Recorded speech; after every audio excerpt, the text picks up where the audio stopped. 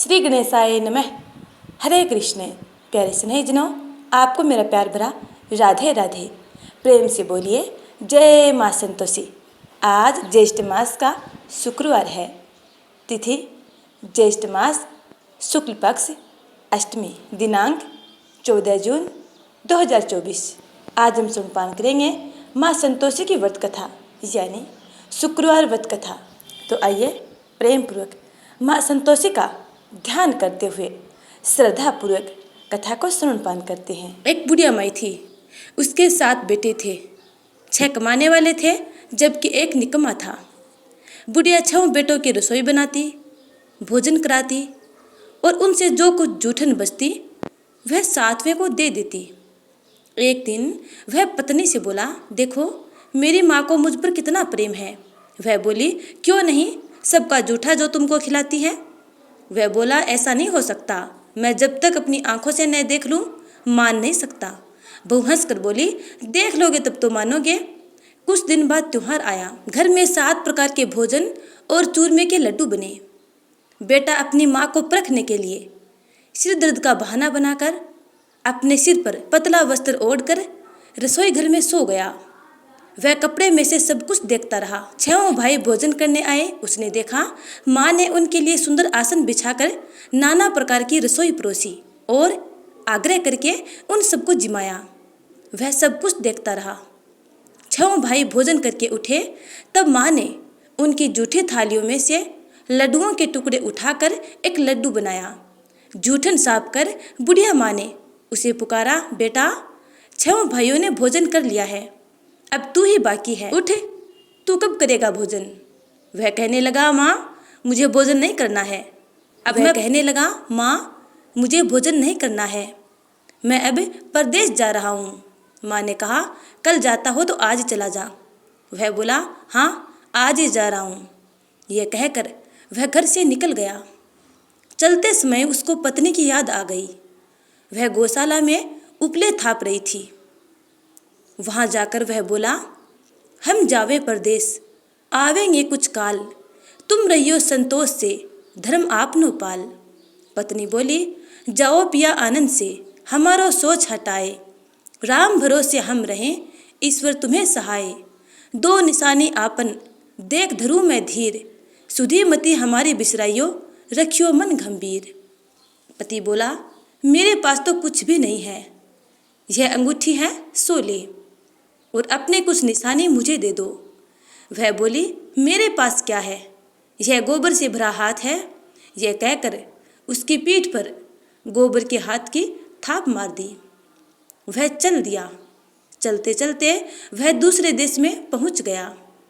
वहां जाकर वह एक साहूकार की दुकान पर ठहरा और साहूकार से कहने लगा, भाई मुझे नौकरी पर रख लो। साहूकार को ज़रूरत थी। वह बोला, रह जा। लड़के ने पूछा, तनख्वाह क्या दोगे। साहूकार ने कहा, काम देखकर दाम मिलेंगे। अब साहूकार की नौकरी मिली। वह सुबह 7 बजे से 10 बजे तक नौकरी पर जाने लगा। कुछ दिनों में दुकान का सारा लेन देन, हिसाब किताब, ग्राहकों को माल बेचना, सारा काम वह अकेला करने लगा। साहूकार के 7-8 नौकर थे। वे सब चक्कर खाने लगे। यह तो बहुत होशियार बन गया। सेठ ने भी काम देखा और 3 महीने में ही उसे आधे मुनाफे का हिस्सेदार बना लिया। वह कुछ वर्ष में ही नामी सेठ बन गया और मालिक सारा कारोबार उस पर छोड़कर चला गया। इधर उसकी पत्नी को सास ससुर दुख देने लगे। सारे गृहस्थी का काम करा के उसे लकड़ी लेने जंगल में भेजते। इस बीच घर के आटे से जो भूसी निकलती उसकी रोटी बनाकर रख दी जाती और फूटे नारियल की नारेली में पानी। एक दिन वह लकड़ी लेने जा रही थी। रास्ते में बहुत सी स्त्रियां संतोषी माता का व्रत करती दिखाई दी। वह वहां खड़ी होकर कथा सुनने लगी और पूछा, बहनों तुम किस देवता का व्रत करती हो और उसके करने से क्या फल की प्राप्ति होती है। यदि तुम इस व्रत का विधान मुझे समझा कर कहोगे तो मैं तुम्हारा बड़ा एहसान मानूंगी।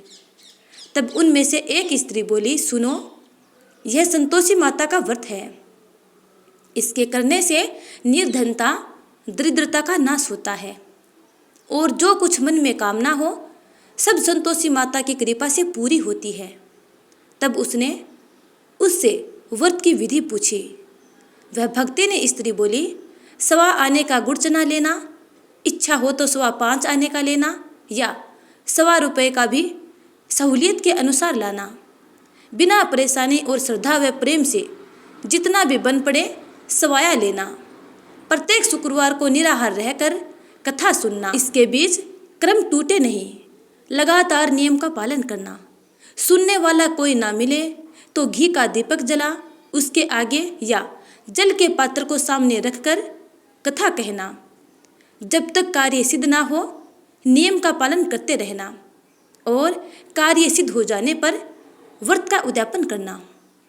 3 मास में माता फल पूरा प्रदान करती है। यदि किसी के ग्रह खोटे भी हों तो भी माता वर्ष भर में कार्य सिद्ध करती हैं। फल सिद्ध होने पर उद्यापन करना चाहिए, बीच में नहीं।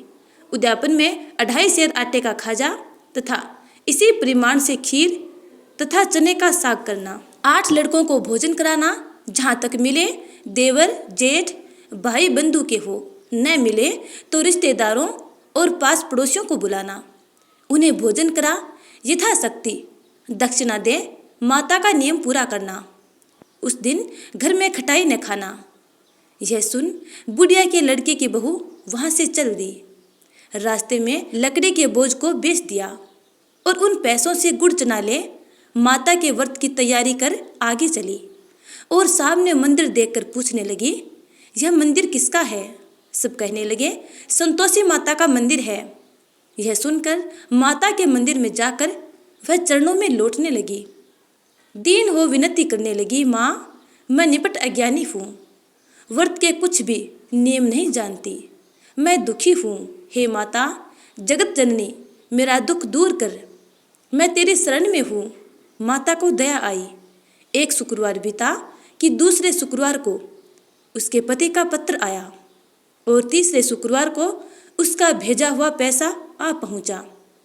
यह देख जेठ जेठानी मुँह सिकोड़ने लगे, लड़के ताने देने लगे। काकी के पास पत्र आने लगे, रुपया आने लगा, अब तो काकी की खातिर बढ़ेगी। बेचारी सरलता से कहती, भैया कागज आवे रुपया आवे, हम सबके लिए अच्छा है। ऐसा कहकर आंखों में आंसू भरकर संतोषी माता के मंदिर में आ मातेश्वरी के चरणों में गिरकर रोने लगी। माँ मैंने तुमसे पैसा कब मांगा है?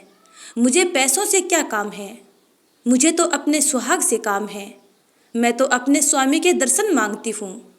तब माता ने प्रसन्न होकर कहा, जा बेटी तेरा स्वामी आएगा। यह सुनकर खुशी से बावली होकर घर में जाकर काम करने लगी। अब संतोषी माँ विचार करने लगी, इस भोली पुत्री को मैंने कह तो दिया कि तेरा पति आएगा, लेकिन कैसे? वह तो इसे सपन में भी याद नहीं करता। उसे याद दिलाने को मुझे ही जाना पड़ेगा। इस तरह माता जी उस बुढ़िया के बेटे के पास जा सपन में प्रकट हो कहने लगी, साहूकार के बेटे सो रहा है या जागता है? वह कहने लगा, माता सोता भी नहीं हूँ और जागता भी नहीं हूँ, कहो क्या आज्ञा है? माँ कहने लगी, तेरे घर बार कुछ है या नहीं?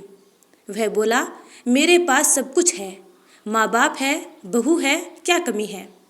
माँ बोली, भोले पुत्र तेरी बहू घोर कष्ट उठा रही है, तेरे माँ बाप उसे परेशानी दे रहे हैं, वह तेरे लिए तरस रही है, तू उसकी सुध ले। वह बोला, माँ मैं सब कुछ जानता हूँ, परंतु जाऊँ तो कैसे? परदेश की बात है, लेन देन का कोई हिसाब नहीं, जाने का कोई रास्ता नहीं आता, कैसे चला जाऊँ? माँ कहने लगी, मेरी बात मान, सवेरे नहा धोकर संतोषी माता का नाम ले, घी का दीपक जला, माँ को दंडवत प्रणाम कर दुकान पर जा बैठ। देखते देखते तेरा सारा लेन देन चुक जाएगा, जमा का माल बिक जाएगा, सांझ होते होते धन का भारी ढेर लग जाएगा। अब बुढ़ी माँ की बात मानकर वह सवेरे नहा धोकर संतोषी माता को दंडवत प्रणाम कर और घी का दीपक जलाकर दुकान पर जा बैठा। थोड़ी देर में देने वाले रुपया लाने लगे, लेने वाले हिसाब लेने लगे। कोठे में भरे सामान के खरीदार नगद दाम दे सौदा करने लगे। शाम तक धन का भारी ढेर लग गया। मन में माता का नाम ले, चमत्कार देख, प्रसन्न हो। घर ले जाने के वास्ते गहना कपड़ा सामान खरीदने लगा। यहाँ काम से निपट तुरंत घर को रवाना हुआ। उधर उसकी पत्नी जंगल में लकड़ी लेने जाती है। लौटते वक्त माता जी के मंदिर में विश्राम करती है। वह तो उसके प्रतिदिन रुकने का स्थान जो ठहरा। धूल उड़ती देख वह माता से पूछती है, हे माता, ये धूल कैसे उड़ रही है? माता कहती है, हे पुत्री, तेरा पति आ रहा है। अब तू ऐसा कर, लकड़ियों के 3 बोझा बना ले। एक नदी के किनारे रख दे, दूसरा मेरे मंदिर पर, वह तीसरा अपने सिर पर। तेरे पति को लकड़ियों का गट्ठर देख मोह पैदा होगा। वह यहाँ रुकेगा, नाश्ता पानी खाकर माँ से मिलने जाएगा। तब तू लकड़ियों का बोझ उठाकर जाना और चौक में गट्ठर डालकर जोर से आवाज़ लगाना, लो सासू जी, लकड़ियों का गट्ठर लो, भूसी की रोटी दो, नारियल की खेपड़े में पानी दो, आज मेहमान कौन आया है? माता जी से बहुत अच्छा कहकर वह प्रसन्न मन से लकड़ियों के 3 गट्ठर बनाई। एक नदी के किनारे पर और एक माता जी के मंदिर पर रखा और तीसरा अपने सिर पर। इतने में मुसाफिर आ पहुंचा। सूखी लकड़ी देख उसकी इच्छा उत्पन्न हुई कि हम यहीं पर विश्राम करें और भोजन बनाकर खा पीकर गांव जाएंगे। इस तरह रुककर भोजन बना, विश्राम करके गांव के लिए वह रवाना हुआ। सबसे प्रेम से मिला। उसी समय सिर पर लकड़ी का गट्ठर लिए वह उतावली सी आती है। लकड़ियों का भारी बोझ आंगन में डालकर जोर से 3 आवाज़ देती है, लो सासू जी, लकड़ियों का गट्ठर लो, भूसी की रोटी दो, आज मेहमान कौन आया है? यह सुनकर उसकी सास बाहर आकर अपने दिए हुए कष्टों को भुलाने हेतु कहती हैं, बहू ऐसा क्यों कहती है? तेरा मालिक ही तो आया है। आ बैठ, मीठा भात खा, भोजन कर, कपड़े गहने पहन, उसकी आवाज़ सुन।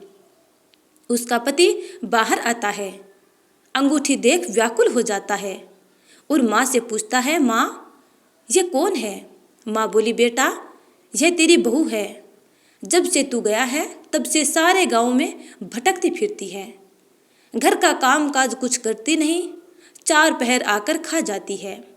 बेटा बोला, ठीक है माँ, मैंने इसे भी देखा है और तुम्हें भी।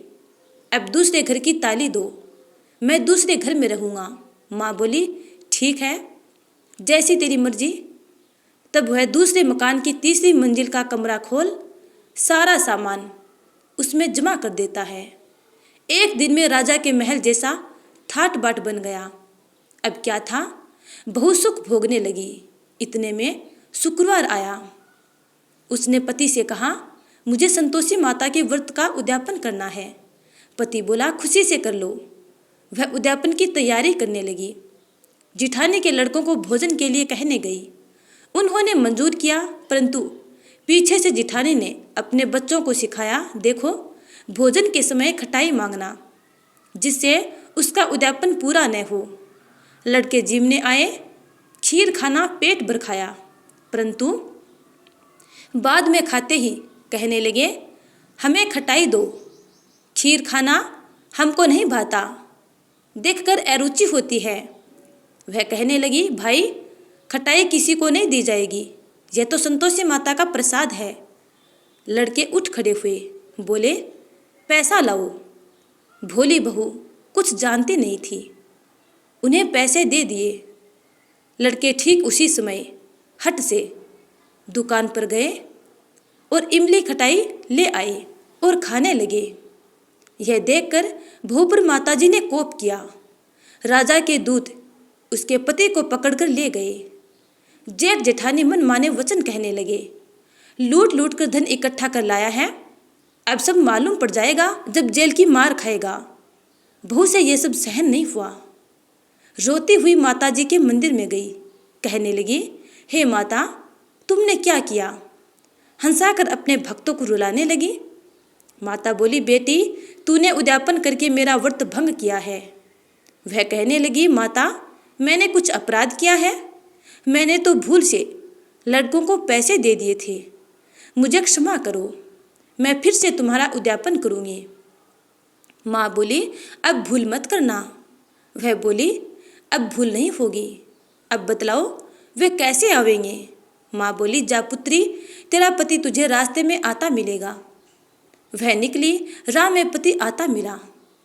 वह पति से पूछने लगी, कहाँ गए थे। पति बोला, इतना धन जो कमाया है उसका टैक्स राजा ने मांगा था, वह भरने गया था। वह प्रसन्न हो बोली, भला हुआ, अब घर को चलो। कुछ दिन बाद फिर शुक्रवार आया। वह बोली, मुझे फिर से माता का उद्यापन करना है। पति ने कहा, करो। बहू फिर जेठ के लड़कों को भोजन को कहने गई। जेठानी ने एक दो बातें सुनाई और सब लड़कों को सिखाने लगी, तुम सब लोग पहले ही खटाई मांगना। लड़के भोजन से पहले कहने लगे, हमें खीर नहीं खानी, हमारा जी बिगड़ता है, कुछ खटाई खाने को दो। वह बोली, खटाई किसी को नहीं दी जाएगी, आना है तो आओ। यह कहकर वह ब्राह्मण के लड़कों को लाकर भोजन कराने लगी। यथाशक्ति दक्षिणा की जगह एक एक फल उन्हें दिया। संतोषी माता प्रसन्न हुई। माता की कृपा होते ही 9वें मास में उसके चंद्रमा के समान सुंदर पुत्र प्राप्त हुआ। पुत्र को पाकर प्रतिदिन माता जी के मंदिर को वह जाने लगी। माँ ने सोचा, यह रोज मेरे मंदिर में आती है, आज क्यों न मैं इसके घर चलूं। यह विचार कर माता ने भयानक रूप बनाया। गुड़ चने से सना मुख, ऊपर सूंड के समान होठ, उस पर मक्खियाँ भिन भिना रही थी। देहली पर पैर रखते ही उसकी सास चिल्लाई, देखो रे, कोई चुड़ैल डाकिन चली आ रही है, लड़कों इसे भगाओ, नहीं तो किसी को खा जाएगी। लड़के भगाने लगे, चिल्लाकर खिड़की बंद करने लगे। बहू रोशनदान में से सब कुछ देख रही थी।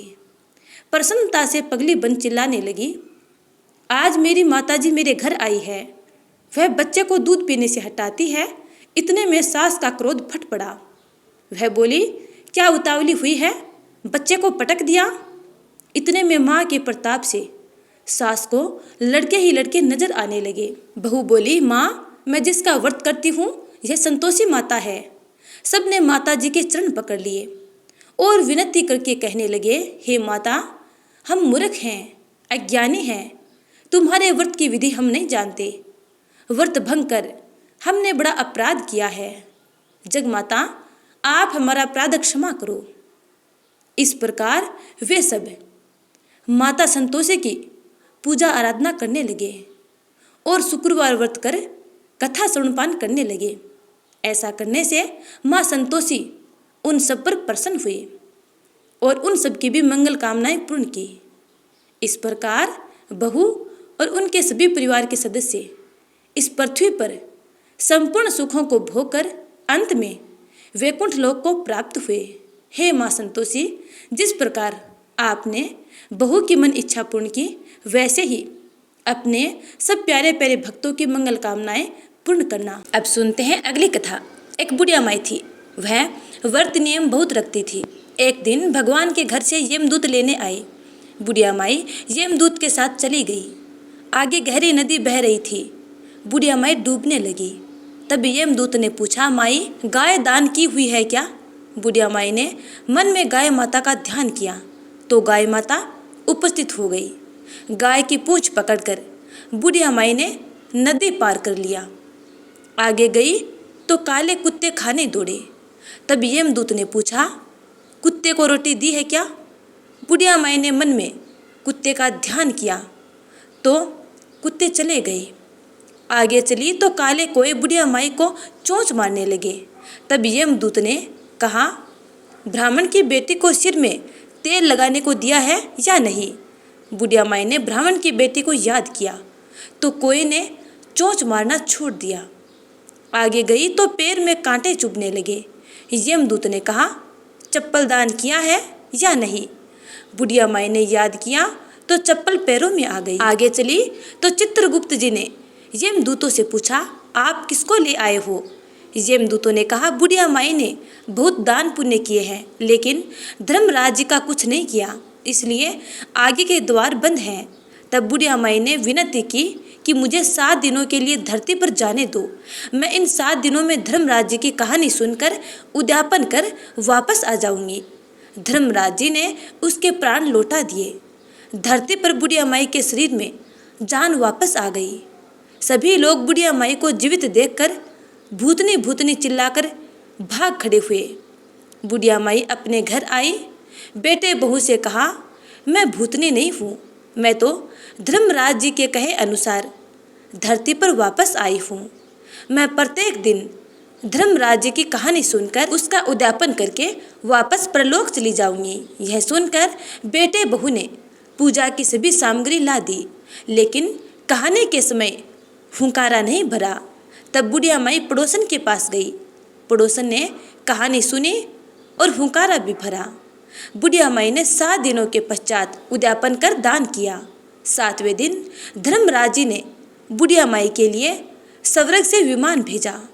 विमान देखकर सभी गांव वालों ने स्वर्ग जाने के लिए कहा। तब बुढ़िया माई ने कहा, मेरी कहानी तो केवल पड़ोसन ने सुनी है। यह सुनकर सभी गांव वालों ने बुढ़िया माई के पांव पकड़ लिए और धर्मराज की कहानी सुनाने को कहा। बुढ़िया माई से कहानी सुनने के बाद सभी गांववासी विमान में बैठकर स्वर्ग पहुंच गए। सभी गांववासी को देखकर धर्मराज जी ने कहा, मैंने तो केवल बुढ़िया माई के लिए विमान भेजा था। बुढ़िया माई ने कहा, मेरी कहानी इन सब ने सुनी है, इसलिए मेरा आधा पुण्य इनको दे दो और स्वर्ग में वास भी दो। तब धर्मराज जी ने सभी ग्रामवासियों को स्वर्ग में वास दे दिया। सो हे धर्मराज जी महाराज, जिस प्रकार आपने बुढ़िया माई को स्वर्ग दिया, वैसे सबको देना। कहानी सुनने वालों को, कहने वालों को, कहते सुनते हुकारा भरने वालों को, सभी को देना। तो प्रेम से बोलिए, धर्मराज जी महाराज की जय, यमराज महाराज की जय। अब सुनते हैं अगली कथा, यमराज जी की कथा। एक नगर में एक साहूकार अपनी पत्नी के साथ रहा करता था, लेकिन वह निसंतान थे। वह दोनों भगवान शंकर की पूजा किया करते थे। एक दिन पार्वती जी भगवान शंकर से कहने लगी, यह आप कितनी पूजा करते हैं, फिर आप इनकी इच्छा पूरी क्यों नहीं करते? शंकर जी कहते हैं कि इन्हें संतान सुख नहीं है, इसलिए ये इतनी पूजा करते हैं। इसके बाद माँ पार्वती बोली कि आप इन्हें पुत्र क्यों नहीं दे रही हैं? शंकर भगवान जी ने कहा कि इनके भाग्य में पुत्र का सुख नहीं है, लेकिन माँ पार्वती नहीं मानी और हट कर बैठी। शंकर भगवान बोले कि ठीक है, इन्हें पुत्र की प्राप्ति हो जाएगी, लेकिन वह केवल 12 वर्ष तक ही जीवित रहेगा। साहूकार शंकर और माता पार्वती की बात सुन रहा था। कुछ समय बाद साहूकार ने पुत्र को जन्म दिया, लेकिन साहूकार को कोई खुशी नहीं हुई। पूरे परिवार में इसका जश्न मनाया गया। उनका बेटा बड़ा हुआ तो साहूकार ने कहने लगी कि मैं अपने बेटे का ब्याह रचाऊंगी। साहूकार ने उसे बहुत मना किया, लेकिन वह नहीं मानी। तो साहूकार ने उसे कहा कि हमारे बेटे की आयु केवल 12 वर्ष तक की है। साहूकार ने कहने लगी कि कोई बात नहीं, मैं इसका ब्याह करके अपने मन की तो कर लूँ। साहूकार ने बेटे का विवाह कर दिया। घर में बहू आ गई और उन्होंने बहू को सारी बात बता दी कि उनके बेटे की आयु केवल 12 वर्ष की है। बहू ने कहा कि कोई बात नहीं, मेरे भाग्य में जो लिखा था वह हुआ। अब हम तीनों मिलकर पूजा किया करेंगे। और उन्होंने हर रोज पूजा आरंभ कर दी। एक दिन ऐसा भी आ गया जब लड़की की आयु पूरी हो गई। यमराज साहूकार के बेटे को लेने आ गए तो साहूकार कहने लगा कि मेरा पुत्र अपनी पत्नी के साथ है। यमराज उसकी पत्नी के पास गए तो वह बोली, अभी तो मेरे पति ने जीवन का कोई सुख नहीं देखा और आप उसे लेने आ गए। यमराज बोले कि इसकी इतनी आयु थी जो यह भोग चुका है। पत्नी ने कहा कि हे भगवान, क्या ऐसा कोई उपाय नहीं है जिससे मेरे पति की आयु बढ़ जाए? यमराज बोले कि यह क्या होता है, लेकिन भगवान बोले कि यमराज का काला कंबल, लोहे का तसला 5.25 रुपये उठा कर रख दे। 1 वर्ष पूरा होने पर यह किसी को दे देना, तुम्हारे पति की आयु लंबी हो जाएगी। जैसा भगवान ने बताया, बहू ने बिल्कुल वैसा ही किया और उसके पति की आयु लंबी हो गई। प्रेम से बोलिए भगवान श्री हरि विष्णु की जय, यमराज जी की जय। हे भगवान, जिस प्रकार आपने उस बहू के पति की लंबी आयु की, उसी प्रकार अपने सब प्यारे भक्तों की मंगल कामनाएं पूर्ण करना। तो प्रेम से बोलिए वृषभानु दुलारी की जय, राधे रानी की जय।